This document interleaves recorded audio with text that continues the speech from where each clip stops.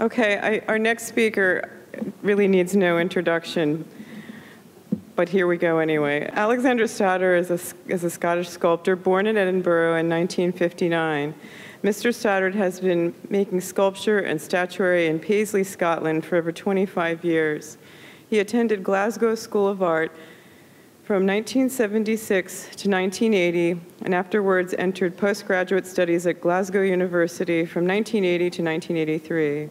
Mr. Stoddart has written extensively on the philosophy of aesthetics and published many articles. He had broadcast regularly on radio and television and increased his journalistic work. He returned increasingly to musical composition as a foil to visual production. In 1998, Alexander Stoddart was awarded a university doctorate from the University of Paisley, and in 2001 was honored with the Arthur Ross Award of Classical America for Public Statuary. In 2008, Stoddart was appointed Her Majesty Queen Elizabeth Sculptor in Ordinary in Scotland. I have the distinct pleasure, and please help me welcome Alexander Stoddart to the stage.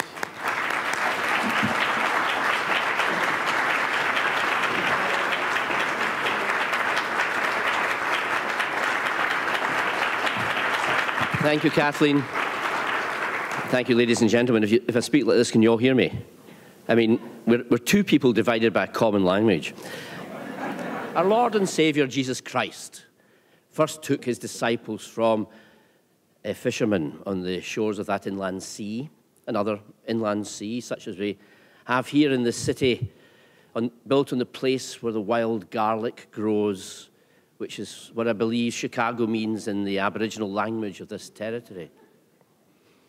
It was a very salty sea, but this sea is quite distinguished because you go outside and you can smell no salt, yet there is a horizon leading to somewhere else. This is the harbour of Wick in Scotland during the boom time of the herring fisheries in the 19th century into the early 20th. You can see that the harbour is so full. I mean, this is abundance of fishes to be caught. You could cross the harbour at the high peak. Now, although I live in the central belt of Scotland, town of Paisley, where indeed Ronald Reagan's great-grandparents were married, something like that. He came there once, and I saw him with all his guards. I come from the central belt near Glasgow, but my mother's people come from Caithness, up at the very north of Scotland, far away, really far from Scotland itself, right at the top eastern corner there, the town of Wick. You can see in the box, that's Orkney and Shetland, miles away to the north. So it's far away from the Edinburgh Festival, that's for sure.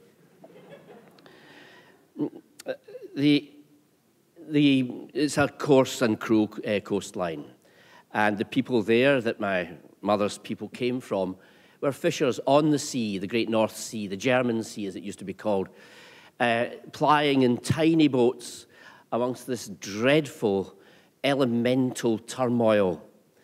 And thus these people gained for themselves a profound religiosity because they existed day in and day out in the face of terrible threat, with the greatest alien entity imaginable. That's the sea, so profoundly fertile and supporting, yet also a titanic enemy if you get on the wrong side of it. This is typical of the breakwater situation in the harbour of Wick. Further out, another breakwater had been attempted by the father of Robert Louis Stevenson, the author. And Stevenson was there while his father was trying to build that breakwater, and every time he built it, it was just torn down. You could do it, as it were, with your earlobe, the power of the North Sea coming in. Caused Stevenson, as an older man, to reflect that Wick was, quote, a God-forsaken town. But I learned something of religiosity in Wick in the context of the Baptist church there, which my parents on both sides had been much involved in right from their childhood, and the family beyond them as well. Further up this coast, There's this mighty castle that sits here, built as such upon that rock. This is not land erosion. And this is the castle of Kees, which is about 10 miles north of Wick. And it's in this castle that the First Baptist Church was opened, within the castle itself, by the Earls of Caithness, the Sinclair family. You can see how worship, early Baptist worship, it's one of the oldest in Scotland. It's the oldest indeed in Scotland. It starts up there, set in proximity to this great enemy with such a tremendous ecclesiastical origin, could make for the people up there a sort of illustration of the truth of faith and the danger of it, and how you have to stand up, as it were, if your anchor's not holding. Now, the Sinclairs of Caithness were more famous for building in one of their demesnes to the south of Scotland this building here, which you may know, it's Roslin Chapel down south of Edinburgh. It's much featured in the Dan Brown ballyhoo. You know, all that holy blood and holy grail. Somebody said the trouble with a secular age is when you begin to believe in nothing, you end up believing in everything. And this is a particularly sinister building, actually, steeped in a most toxic Freemasonry, full of inconclusive ends, everything dark and rather sinister. I run from it as I would run from karaoke. Back to Kees Castle here.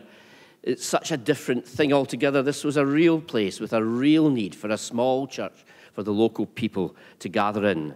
It became drawn by a great topographical artist called William Daniel, I think, who did scenes all around the coast of Scotland in the early 19th century. And Kees Castle, that's in its intact form, features there with a lovely Camsea today. Well, the people that lived around that castle were my people, and they lived in houses like this. My grandfather was actually born in a house just like this, which house my daughter and I recently visited, now a ruin knee-high. These people were hard-bitten, all poor, God-fearing, largely teetotal. They had great bushy eyebrows and mighty beards. The men too.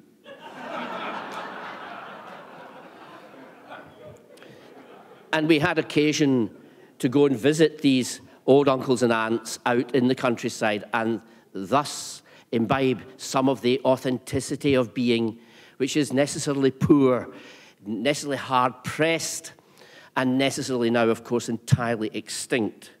The family went in for improvement, so my mother and her sister went to university. That was in the 1950s. My mother studied philosophy and French language. But to do that, they had to get a springboard, and the springboard deeply disappointing. So they moved into Wick, into a convenient suburbia. And this is the first house you see there is my granddaddy's old house in 52 West Banks Avenue. And it was there that I spent childhood holidays with my grandfather, the finest man I ever knew, an engineer and a veteran of the First World War who was on the retreat from Antwerp and really didn't speak about it until the last moment. It's 100 years, of course, since the since that great conflict occurred, and we're looking forward to the next century. It won't be peaceful either. War, as Heraclitus said, is king and father of all. It was in this church and this house, and from this house that we would attend on Sundays at Wick Baptist Church, 5 services, only to come home exhausted at night and have to face family worship with my grandfather, the mighty family Bible. So I was brought up a Sabbatarian, and although, you know, the trouble with church is it fairly cuts into your Sunday, nevertheless, I always felt that I was blessed to have experienced that authentic Christianity of the Presbyterian sort. We weren't allowed to do anything on a Sunday, but we were allowed to go sometimes for a walk up the Newton Hill. Now, this is Caithness, and it's flat, really, as a pancake, so the Newton Hill looks like this. It should simply be called the Newton's slight incline. But boy, how exciting it was after having suffered a month of Sundays, each Sunday it seemed like. I remember one time, I was maybe about 7 or 8, and I was just about having enough of it, tearing my hair out. So I went through to the parlour where there was a small piano, and I thought I'll sit down and play a little French suite that I was learning by Bach.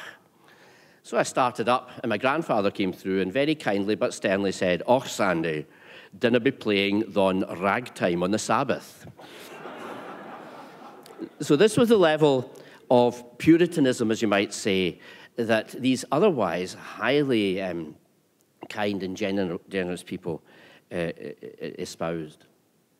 We were allowed, however, to read the Pilgrim's Progress on Sunday, and this picture really became a touchstone of what made me, to some degree, a Christian artist in my old days.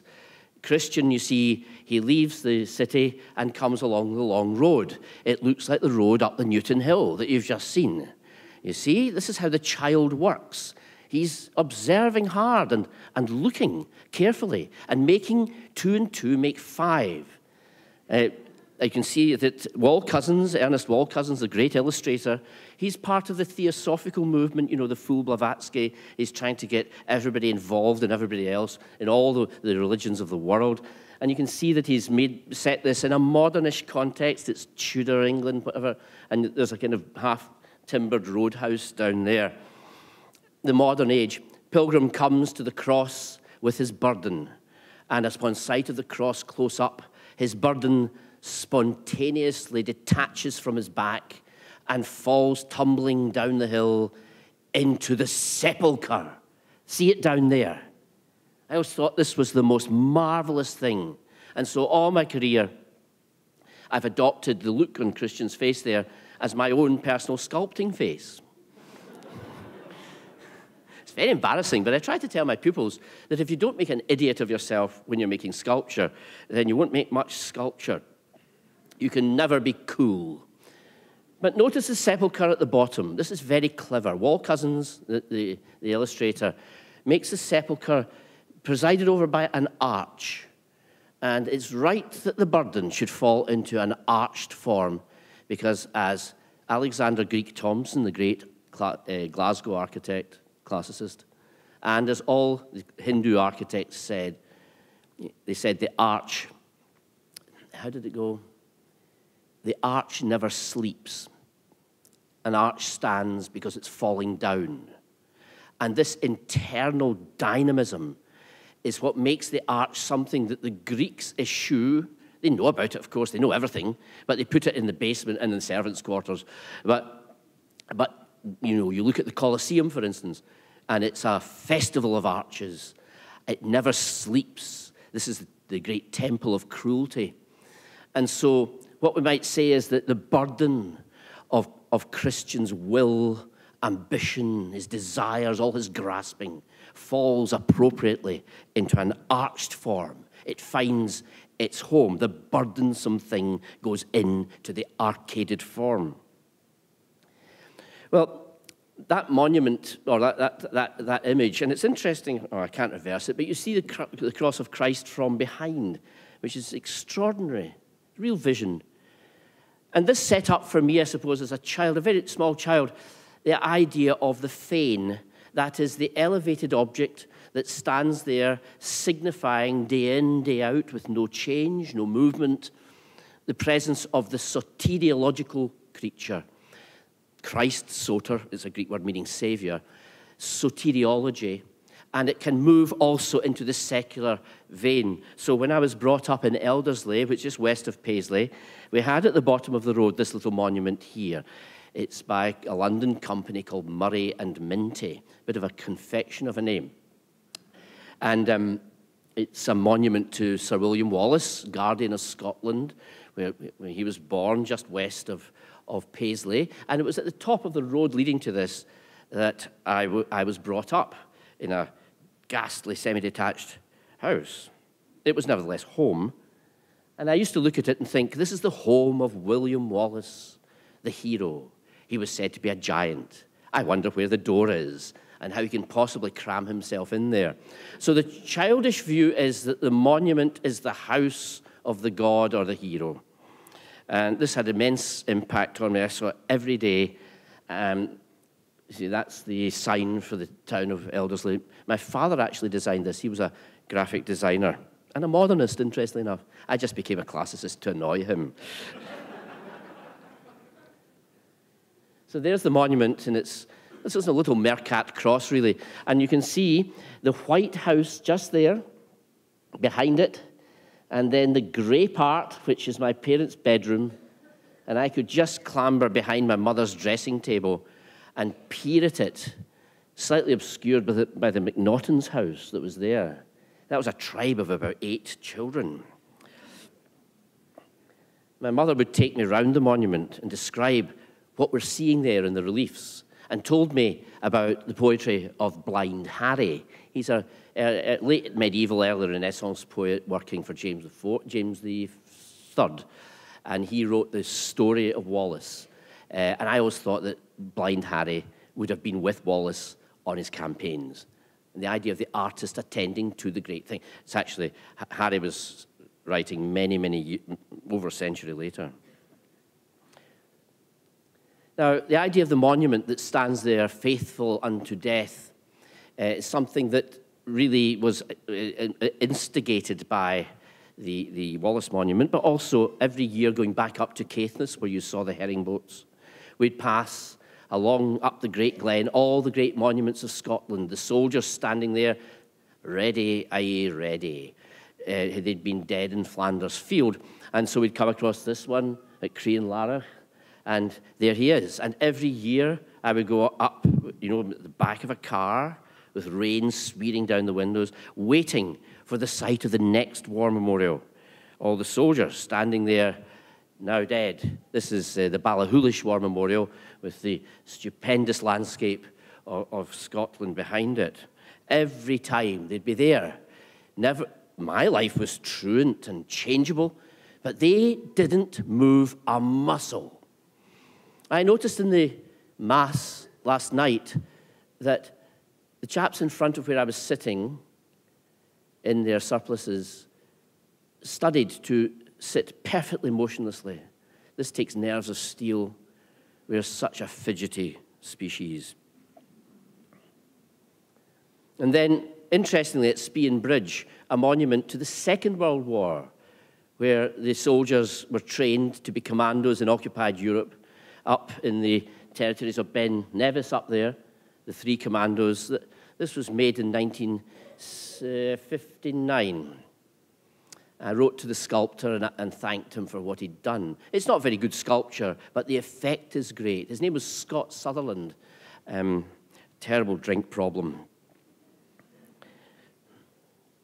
And then we go further up north, up through the Great Glen, and we pass Dunrobin Castle, which is the central seat of the Dukes of Sutherland. They had conducted the great clearances of the people off the hills and out of the straths down to the shore to turn their hand to fishing, because the interiors of the land were to be turned over to hunting, shooting, and sheep farming. And so this was a land clearance which caused so many people from Scotland to leave the shores of home and find a new life in America, Canada, New Zealand, and Australia. Yet above the castle, they erected a monument to the Duke of Sutherland. Lewson Gore, his name was, from Staffordshire, interestingly enough. And this is one of the great monuments by Sir Francis Chantry, carved by a man called Theakston.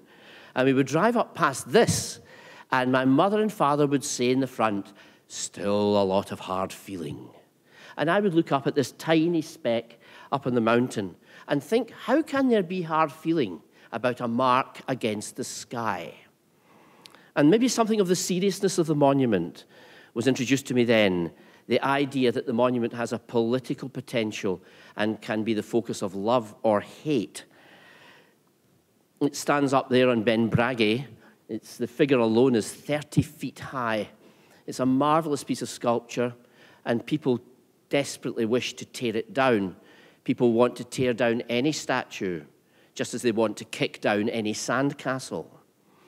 But, of course, we need to keep it there because it reminds us of an iniquity. And then we get up to Wick itself, and we pass the War Memorial in Wick, and it's by a sculptor called Percy Portsmouth. He's a new sculptor. That is late 19th century, early 20th century. You've maybe heard of Eros at Piccadilly Circus. That's by Alfred Gilbert. And that's called the new sculpture. Sometimes we call it Art Nouveau work. It's much involved in the arts and crafts movement as well. Percy Portsmouth was quite a late adherent to that style of sculpture. It's very elegant, very exotic in a way, and eclectic. It has a Greek and Arthurian imagery within it. Interestingly, Percy Portsmouth, long dead now, exists nevertheless as England's most famous ghost. He moved down south, and his ghost is seen walking through a garden, the garden of the house that he moved to. In ghost hunting circles, this is very famous. His ghost is far more famous than any of the work that he did. But I shall go down and find that site one time and see if his ghost will come out to me, and I'll say, "On your cell, big man." Well, that's Caithness for you. That was the great monumental journey. You know, we all go through great journeys when things happen. Snow White. You know Snow White and the Seven Dwarfs. Or Snow White, as you're meant to emphasize it. You know, she's dumped in the forest and she runs away, and it's terribly frightening.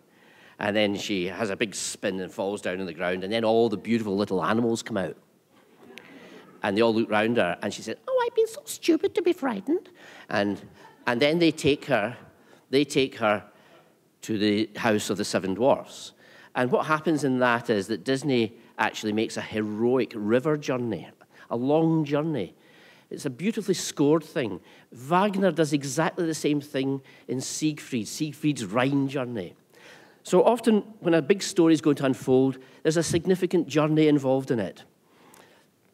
And journeying back to Paisley, well, this is the church that I was brought up to. Now, it doesn't look too much like a Baptist church to you folk. It's, in fact, the Baptist Cathedral of Europe. It's not very old. It was built about 120 years ago. It's by an Edinburgh architect called Hippolyte Blanc of Huguenot extraction. And it was built by the family of Thomas Coates, to remember the great spinning magnate. And it was this church that I was brought up to. You know, a Baptist church these days, well, we think of something in corrugated iron, you know, with something happy written on it. But this is really the Baptist church, as it were, in the manner of the north face of the Eiger. The church is now closed, and we're looking to see if we can find a use for it in the future. Well, I was brought up to this church and sang in the choir there. You better believe it. This is how the years have taken their toll. And so this was me as one of the trebles in the choir. Now, the Baptist communion has the idea that baptism does not occur to a child, to a baby. The baby is dedicated, but then full immersion, baptism, happens at an elective level, usually when the candidate is in his or her teens. Well, that was my fate that was going to happen. But the trouble is, when I came upon my teens, I felt a certain powerful stirring in the loins. I don't know if everybody else has noticed this, but it rather distracted me from the idea of the good and the true, the Lamb of God. And at this time also I decided to be an artist. You know what they're like. And so instead of cleaving unto baptism at the age of 16 or 17, I rather looked to the Rive Gauche of Paris and the writings of Jean-Paul Sartre. I mean, there's a face that would turn a funeral.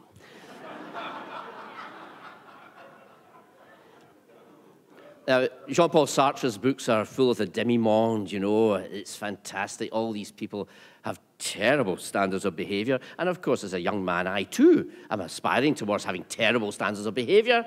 We live in a naturalist age now. Nature's meant to be good. Personally, I'd ban it instantly. And so what do? You know, you have to go to the sources. And here's a man that's saying how great Paris can be. So he's promising us stuff like this. I mean, with the best will in the world. Who can resist? And tremendous ambitions for this sort of thing. And I realized somehow that it was unworthy of me. So I sought to see a vindication of it within the arts. And then we came across that thing that's every student's poster in the Moulin Rouge. It's interesting that these bordellos in Paris were, generally speaking, set up underneath windmills, moulin. This is because above it, there's a thing that goes round and round, like the perpetual willing of nature. You know, the great wheel of what's his name again? Somebody on the wheel. The wheel of, one? That's one. Well, it's just the idea that perpetual turning, you know, the turning of samsara, as the Buddhists would call it, of illusion. So this kind of thing, you know, I mean, it's pretty basic and obvious. And then I was reading a bit more, and I thought, I've got to get a more serious and philosophical justification for my striving for a thrusting life existence at this point. So I started to read, and then I discovered that there was somebody a young man really should read. Well, this is him as a young genius, a professor at the age of 23 of classical philology at Bâle University. And then this is him growing up a bit. You can see that this man has got a hair problem. And hair is, of course, central to every young man's being. You know, a teddy boy's haircut, you know, a Mohican haircut, you've seen them.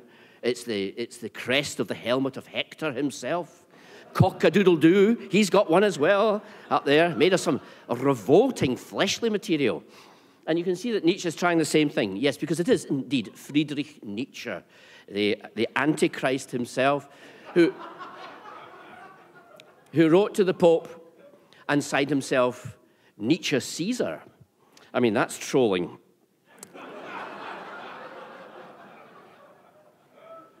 And now we see him with his facial hair coming into play, which is the fundamental hair of the young man. I mean, I've had 3 beards in my life, each one worse than the next, or the last. And here we see him with Peter Gast, who's his name for a composer of no significance, and they're lashed to a cart, and they're being whipped by the international woman of mystery, Lou Salome, with whom he was in love, but she didn't return it wisely enough. And then at the end of Nietzsche's life, we see him here as a hopeless syphilitic set up by his sister, Foster Nietzsche, as a kind of Egyptian sage, which she exhibited and made money out of him. Nietzsche's story is a tragedy. He was a man of great intelligence and genius in many ways, but he was fated to have sung life above all, so that he writes a mass of life. Frederick Delius sets it to music. He is on the side of the high noontide, where beforehand we had always valued the twilight and the dawn, because twilight and dawn are replete with shades, with shadows, what Milton called the dim religious light. Whereas Nietzsche, fighting against this, he advocates a bright, scorching, high noontide, as he says, with a great, roaring, fist-hammering affirmative. I preach the yes, he says. And this leads him, of course, onto the position of making an industry of denying the one he called the crucified. He's very popular in the modern age. He forges it. The light imperative is what you find with modernist architects who build in glass. They always say, we want to flood the building with light. They never say it normally, like light. And fortunately, none of them smoke, so they're never asking you for a light. Does that make you give up smoking instantly? Mind you. And so the light imperative is the thing. As Sir Roger Scruton has written, classical architecture is dangerous to this kind of Nietzschean creature because, above all, classical architecture husbands and promulgates shade, shadows. And its shadows are where the gods live. and a rampantly secular idea will never allow a shadow to appear. They reduce it to a shadow gap, but they don't want to have anything falling on a building to make mysterious territories that will be enchanting and closed to us. Now, of course, when you read Nietzsche, you have to read about Wagner, and Wagner appears. But of course, Nietzsche chucks Wagner, as you always have to chuck your teachers. Wagner, this is a portrait by the great Franz Lenbach, the great Munich portrait painter. Now, Wagner occurred to me like nothing on earth. It was a ground-shaking revelation. He is, of course, a modern. But above all, he's a quietist. He's not the bombastic creature that you have all been trained to think about. Nietzsche was correct when he said of Wagner that he was, above all, a great miniaturist. He said this in a pejorative way, but in fact, he was true. Nietzsche fell away from Wagner because he'd been an acolyte at Bayreuth of Wagner, and he'd been sitting in the stalls when the overture to Lohengrin had started up. Do you know, I don't know if you know the piece, but it's very slow, very attenuated. It's always understood to be in blue. It's a blue-colored piece of music. And a lady in front of him said to her companion, "This is quite the kind of music one could fall asleep to." Now, stupid Nietzsche, and it could be the syphilis already beginning to talk, because ultimately it is the syphilis talking with Nietzsche towards the end. Stupid Nietzsche thinks that this is a demerit on Wagner, that Wagner sends you to sleep. But we know, thus we are followers of Wagner, that it's his power, his narcotic, soporific power, his power to sedate, that is the central aspect of his genius, and the fundamental thing that gets people very angry about Wagner. Just mention his name. The anti-Semitism thing, that doesn't cut it for me, because Immanuel Kant was an anti-Semite. He's allowed out. David Hume was an anti-Semite. Yeah, that's fine, because they're doing nothing to still the world. Everybody was an anti-Semite in those days. It was a shocking fact, but true. Something about Wagner sings against the world. He is a composer not of this world. He will send you to sleep. Nietzsche, who is, as it were, collaborative with the world, then thinks that this is reason enough for him to ditch Wagner and go off and write that preposterous pseudo-religious tract called Also sprach Zarathustra. Mind you, the tone poem was good by Richard Strauss. But Wagner is backed up by a mighty mind, and this is Arthur Schopenhauer. Schopenhauer was somewhat older than Wagner, and Schopenhauer became this other central philosophical component of my career. He's a coruscating atheist, of course, yet he regards Christianity as one of the great pessimistic religions, along with Buddhism and Hinduism and certain aspects of Catholicism. Pessimistic doesn't mean grumpy and naysaying.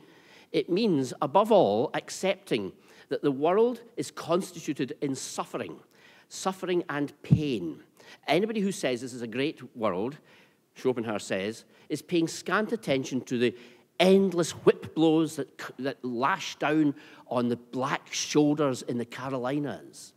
Any person that thinks this is a good world is forgetting that at any one given moment, one animal is being eaten alive by another. We should interview that being eaten animal and see if he thinks everything's great. Schopenhauer, as a pessimist, by accepting the central position of suffering in the world, thus makes the imperative to compassion and pity central. Whereas the unscrupulous optimists of the world, well, they're the ones that set up the camps. Their road to utopia is saturated by the blood of people they either don't want or who don't want to follow them. The 20th century is the great century of optimism, and if we deplore the onset of Vatican II, then we can say it's a highly optimistic movement. It's trying to bring life and fun and interaction into the equation. Whereas in the old way, the priest turned his back and went together with his congregation, still a congregation. The moment he turned, he became a performer and they became an audience. And shortly we're going to have jokes about golf. Schopenhauer regards Christianity as one of the centrally great religions of the world because it has as its central emblem the picture of the good man nailed to the tree.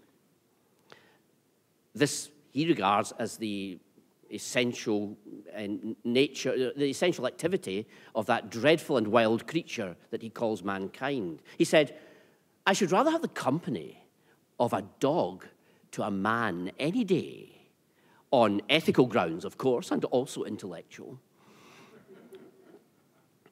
He's very interested in the function of evil in the world, and this he attributes, you can see he's a bad man himself. Anybody that's got a set of veins in their forehead like that, I've got anger issues. But he attributes evil to what he calls the will. He thinks the world is made of will above all. The will is a striving, imperative thing, largely identified as the will to live. He says that everything that is base, ugly, grinding, and selfish in the world is at root an affirmation of the will to live. Well, think of karaoke.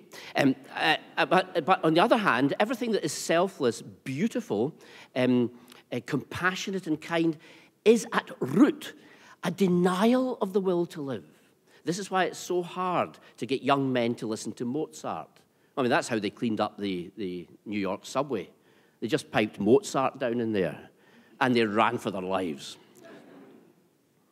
So the question of evil and evil glee is central to this man's thinking, the old sage of Frankfurt. That's him when he was young. Quite handsome, really. And this is him when he was old. So that's a life, and you can see what happens. I wonder if I can reverse this. I'm just going to try this. Just a wee minute. Yes, there we go. Right. So that's what it's like when you've got teeth, and that's what it's like when you've got no teeth. Right? He was a terrible misogynist. He wrote a terrible thing about women. But he was sculpted by Elizabeth Ney, who was a sculptress of sorts, and she was in his study and sculpting the portrait bust. And, of course, he had a scant opinion of women, but he was very impressed by her, and he spent a lot of time during the sittings looking at her mouth. And she said at one point, "Dr. Schopenhauer, can I ask why you are looking so intently at my mouth?" And he said in reply, he said, "Well, you're such a good thing that I'm looking for evidence of a moustache." He must be a dude. He was a dreadful man, but his gospel, and it is a kind of gospel, gives us good news in the end, that although the world is subsumed in the most ghastly activities, what he calls the actions of the will to live, central around the sexual impulse, interestingly enough, nevertheless, there is a flower of existence, that the will to live can be halted. It can be, as it were, the wheel of Tartarus can be stopped. And we can do this through acts of charity. We can do it through the monastic and saintly life. We can do it through redundant study for its own good. We can do it through science and philosophy. And we can do it, above all, we can still the wheel of Ixion. Ixion's the man. We can still the wheel of Ixion, which is the wheel of perpetual grasping. We can still it by aesthetic experience. Now, the world stops when you see a painting. Stops for a minute. You can never get in that painting. You can never conquer the lands seen within that painting. Suddenly you become what he calls the pure subject of knowing. You have given up on everything. This is possibly a philosophical route into understanding what this thing that we call beauty might be. It is an effect that sedates our will to live. There is a possibility of a metaphysics of Philistinism in this, that the Philistine can be identified as somebody who takes great exception to his life thrust being kryptonited away, as in Superman. When Superman gets kryptonite, right, he goes all weak, becomes nice. And art is kryptonite to our Superman. The world is divided between people who love the feeling of getting weak and those who can't stand the feeling of getting weak. So they run away from art. They run away from beauty. They run away to brutalism. They run away from Mozart in the subway. Who knows? This is yet to be tested, and there's no chance of it in the current climate.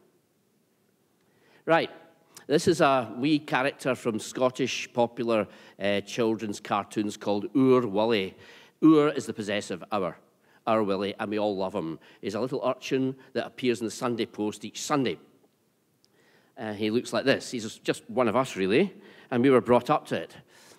Now, he says, just 3 days to the new year, I'll need to write out my resolutions for 1969. So there he is. Next thing, let's see now. I resolve never again to knock off PC Murdoch's helmet, but Police Constable Murdoch's helmet. He's the bête noire of Willie. Oh dear, you see. So he sees the helmet of PC Murdoch going along. Oh, look, what a chance. Now, this is where we really get metaphysical. So, a little angel appears. We've seen him before in this talk, in his choir boy outfit. And a little devil appears, right? And the angel says, now, William, because he doesn't call him Willie, he gives him his full name, because he's getting a row, basically. Now, William, remember your resolution.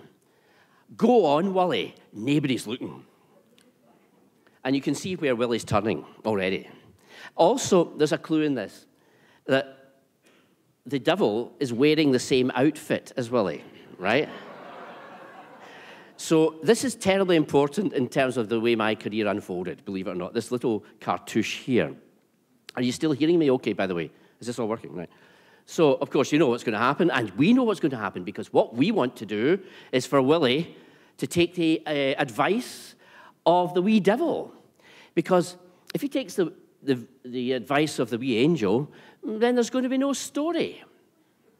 You know, that's the problem of Buddhism. Nothing happens. Wagner tried to write a Buddhist opera. He said, how am I going to fill the hall? So what then happens is, oh, he goes behind the wall, so it's too late. But at least he's been tempted. And the devil is absolutely delighted. But the little angel is absolutely appalled. Now, this is the kind of thing that Schopenhauer is interested in. And I've brought that one in because of the sartorial dimension. I've found throughout my career that when I've done works with costume involved in them, that's what Willie has on, his dungarees, then there's a tremendous glowing enthusiasm, a universal applause. I've just finished this statue here of Sir Robert Jones. He was a pioneer of post-conflict rehabilitation in the First World War. That's now been unveiled in England. And you can see he's got a big jodhpur deal going on there. And, of course, his pockets are stuffed full of gear. People say to me, what's in his pockets? I say, I don't know. It's none of my business. What's in your pockets? You seem to think that you build in clay, you know, like, I don't know, you know, a catapult or whatever, you know, packet of fags, sorry, cigarettes. You know what I mean? And then you cover it all over with clay. Which is nonsense. People are really, when people address sculpture, they sometimes take leave of their senses. So, and of course, we all love boots. I'm going to get a pair of jodhpurs. I actually had to hire a set of jodhpurs, a uniform for this from a company, and it fitted me perfectly. I was wearing it to Safeways. No. So that's the kind of project that goes well with you because it's a costume piece, or sometimes we call it a trouser piece. But I started my career at the canonical level with this statue of, this is David Hume on the High Street of Edinburgh. You know David Hume, the philosopher, the patron saint of atheists? This statue has a toe that sits out there, and if you go to Edinburgh, you'll see it all polished up, bright. It's kissed away by a billion pilgrim lips. All the atheists come on their enlightenment tours to Edinburgh and go and slobber over the toe. It's become the great thing, you know. It happened at the first that the philosophy students would go and rub the toe before their exams. David Hume, you know, he would be turning in his grave. Marvellous, really. And then the tourists became interested in this. It's a must touch thing. And then the local populace do it as well now. As they walk down, they touch the toe of David Hume. It's astonishing the where. And you sometimes see people lifting their children up to touch the toe of David Hume. Presumably, this is to make them clever. Don't they realize it's genetic? And if you're stupid enough to do that, your kid's got no chance. But you see, I showed David Hume not dressed in his sartorial trivia, you know, his wig, his jabot, his breeches, his coat, but showed him in the drapery of antiquity like a Hellenistic sculptor. This is because the greatness of Hume is perennial and overcomes any matter of sartorial change, which, as you know, changes constantly. It's a perpetual ulcerative bowel of the world, you know, the fashion industries. It's just dreadful. Anyway, that's why I just stick to the old style. So, of course, the Edinburgh Fine, you know, these secular humanists, they all have images of David Hume above their beds, you know, to save them overnight. And they were all absolutely livid because David Hume would never have worn a toga. That's what it said. He would never have worn a toga. As though I'd made some mistake. You know, there was a statue of Cicero kicking about with a wig on and a jabot. You know, it'd been a packed week. I mean, it's ridiculous. You do this because this is exactly how you make an image of a man whose brilliant teachings, as such as they are perennial. They'll never die. So you take them out of the fashion. This was a disaster. It nearly ended my career before it started. I thought I'd never work again, but I've now got 5 monuments in the capital. And I have to say that it was America that led the way in the rehabilitation of this statue. They knew, you knew, exactly what I was doing, putting them in the drapery of antiquity. The Americans have got this much greater insight. You're far more advanced than we are.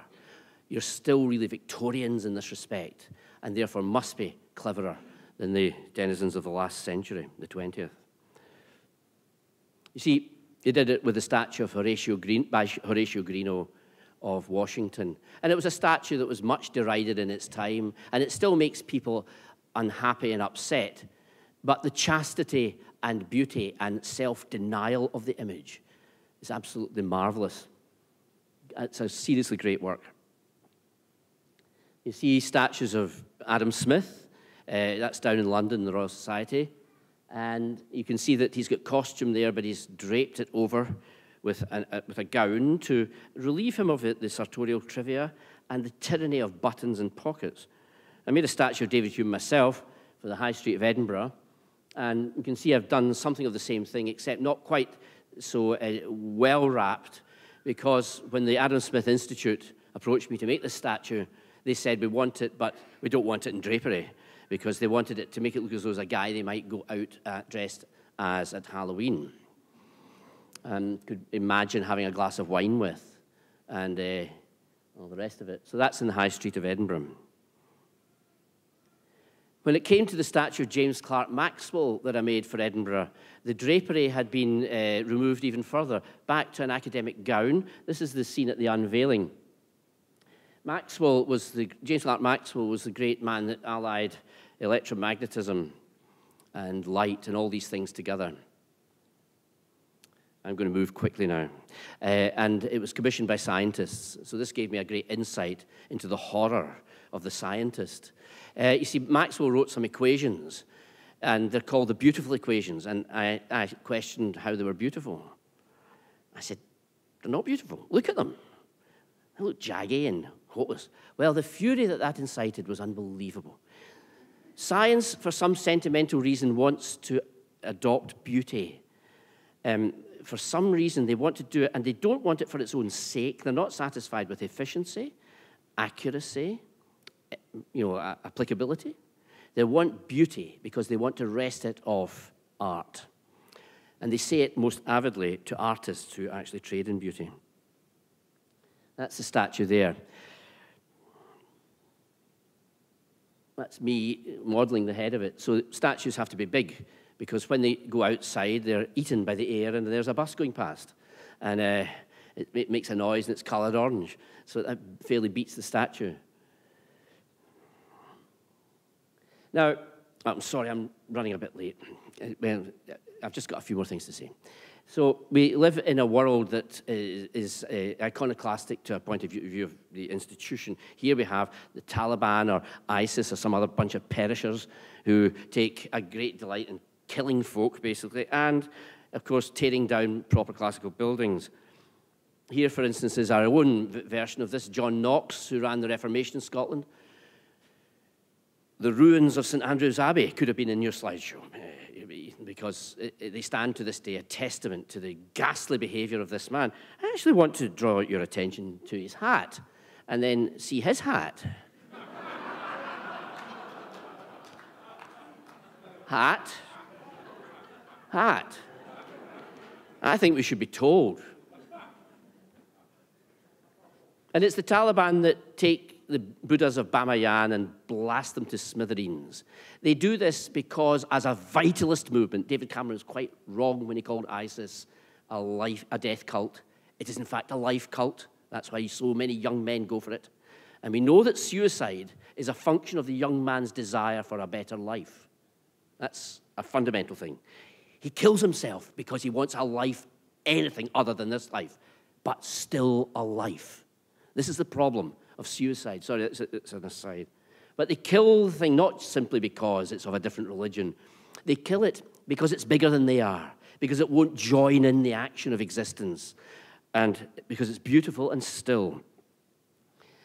The contemporary art schools carry on this kind of Philistinism. So you see people jumping about here. None of these objects that they're making will ever survive the film footage that they're taking of it on their phone. And they'll go away and get a real job stacking shelves somewhere, when they'll forget all this time at art school, when somebody messed with their heads and they got a degree for this. So the art schools, the official art schools nowadays, really carrying on this industrialized iconoclasm. It's all a flight from the image. The image must be expunged from culture. Look at this building, this painting by Waterhouse, for instance, a contemporarist artist. She had an exhibition in one of the galleries in the north of England where Waterhouse's great Hylas and the Water Nymphs was exhibited. And her exhibit was to remove it and to put in its place a yellow sticker saying, removed, a work that objectivizes women. And this was her artwork, for which she gets a grant from the official government body paid for by my tax dollars. She can't stand it because it's beyond anything she can do, and it's the quality of beauty in it that is like a red rag to her bull. We get the same thing here with the great sculptor Thorvaldsen. Thorvaldsen is the great Danish sculptor. He died in 1844. Even the Thorvaldsen Museum is not impervious to this interventionism of the deconstructing sort. So some contemporary artists who are very unskilled will get some maker to knit some socks and stitch onto the thing. The statue, this is to traduce it, to take its magic away, its power. And they do it with Jason and the Argonauts. You see, it's really infantile, you should say, the work of the devil. Ur Willie's devil, in fact, that you saw, Ur Willie's devil. Gleeful mischief. When this statue of Christ that stands in the Vorfruekirche, it's the great clinching image of the Saviour by Thorvaldsen. In the 1960s, there was a call by a contemporary conceptualist that all the forward-thinking artists of Denmark should gather at the Vorfruekirche and smash to pieces Thorvaldsen's cold, white statue of Christ. Cold. Well, we do like things to be cold, don't we? And we do like things to be white sometimes. What is the problem with these people? It's because it looks dead, and they are absolutely bound in with the functions of life.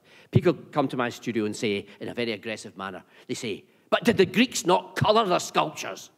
They say it like this because what's happening there is they're seeing something that's dead, and they want to bring some colour to its cheeks, so that when you show them this, they don't really think too much of this because the orders and the classical form are there, but at least it's getting somewhere close to the rugged colours of nature, this is what they really like, you see. This reverse button's fantastic, by the way. So you can see that these forms are there. I mean, this is Mr. Baboon, and you know, my caveats about nature, but Mr. Baboon paints his face, you see, in frank imitation of the colour of Mrs. Baboon's behind when she's in season. And this is always to make sure that the tribe is aware of the main HQ of existence. It's thoroughly ghastly. Sorry about this, but I'm not going to show you a slide of it. So that's what they like. This is nature, you see, because our emotions and our angers are always decided in terms of colour. It's a red rag to the bull. We never say, oh, that'll be a triangular rag to the bull. He's got a yellow stripe down his back. It's green with envy. You know, they never say he's herringboned with envy. Or he's key patterned with jealousy. It doesn't work like that. Colour is the thing. Colour is our fury. We colour ourselves.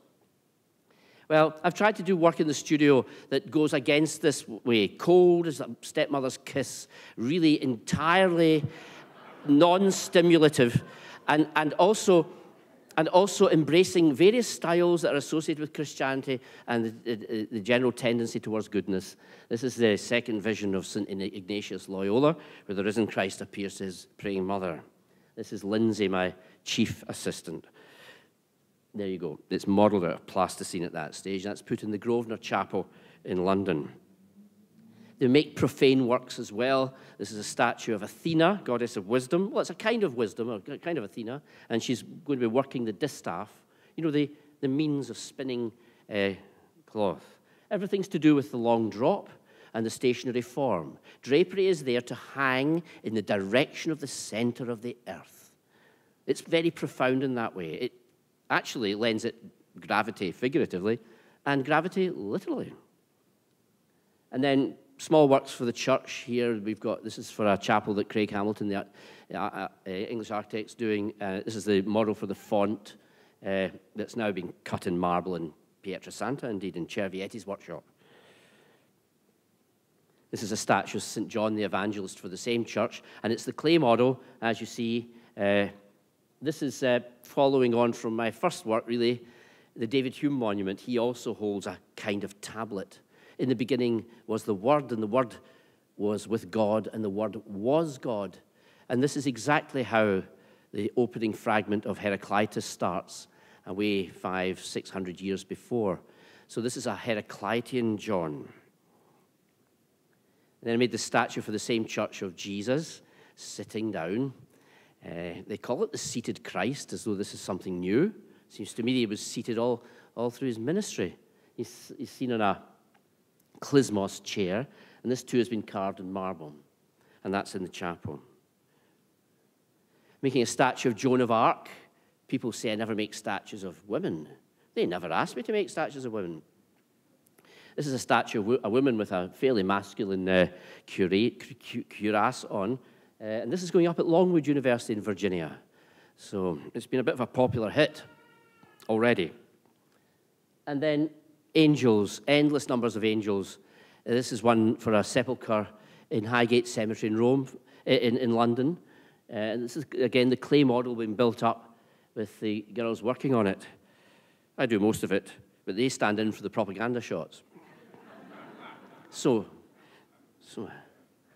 Well, you know, I'm just coming to the end of my talk now, so I'm sorry if I've held you.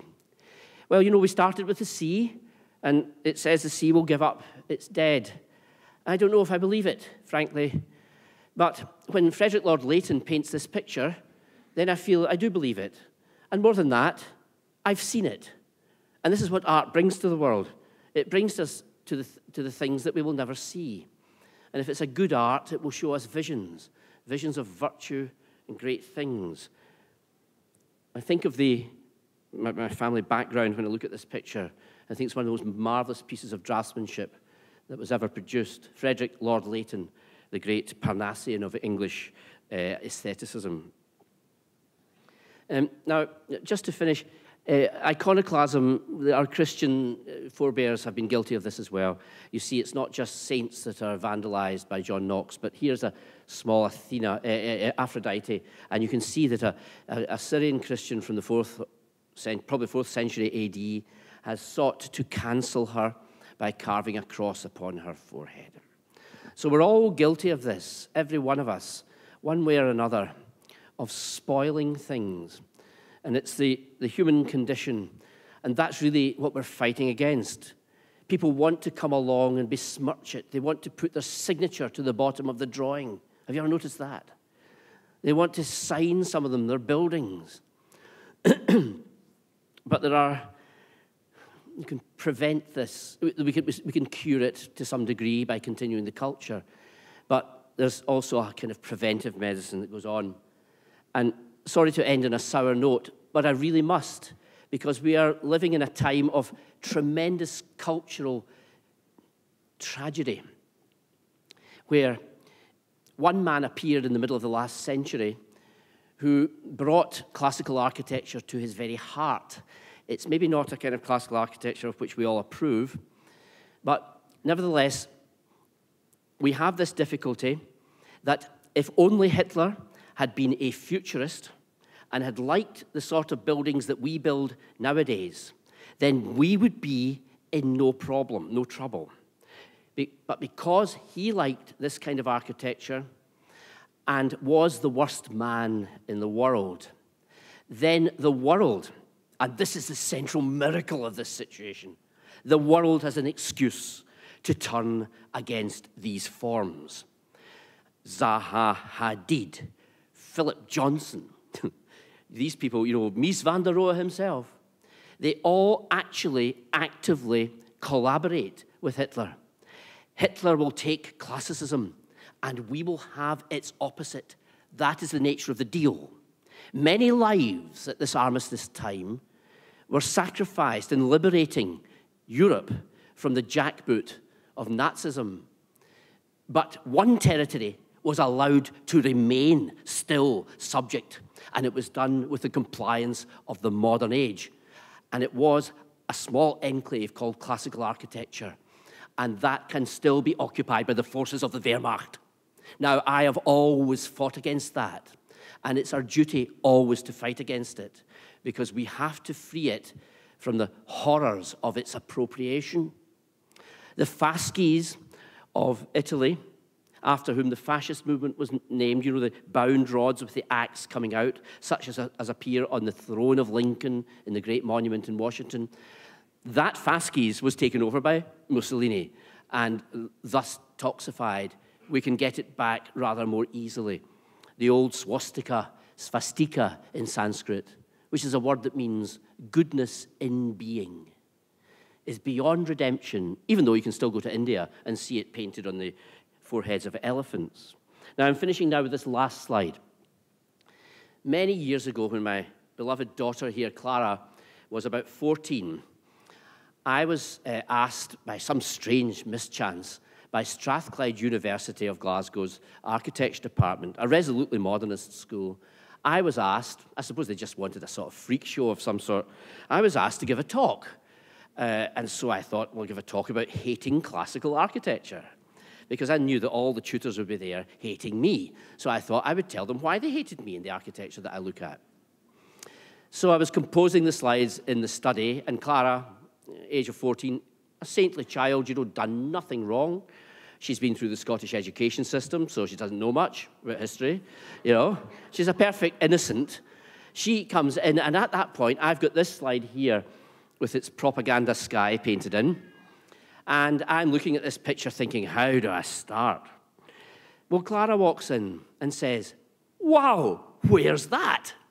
Because she thinks it's a place that exists. And I said, darling, it's just a plaster model, big model, but it's just a plaster model, and that model's now destroyed. Oh, she said, where was it? The building was never built. Well, and then I said, why was it not built, she asked. I said, well, because the client had a pretty difficult half-decade and died before it could be finished in 1956, as they planned. So it was never really done.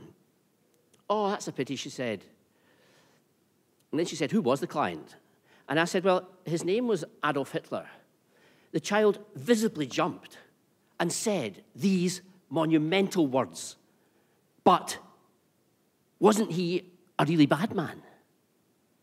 The child sees this form, the form of the good, and cannot mentally apply it to the concept of the bad. The percept and the concept don't fit.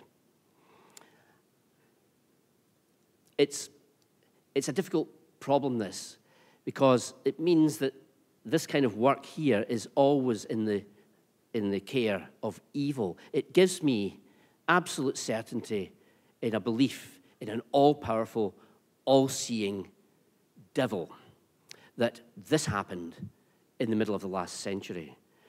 So it's our duty now to make sure that liberal democracy can build buildings like this without any camps, and actually rather better, because some of it's a bit coarse. Thank you very much for your attention, ladies and gentlemen.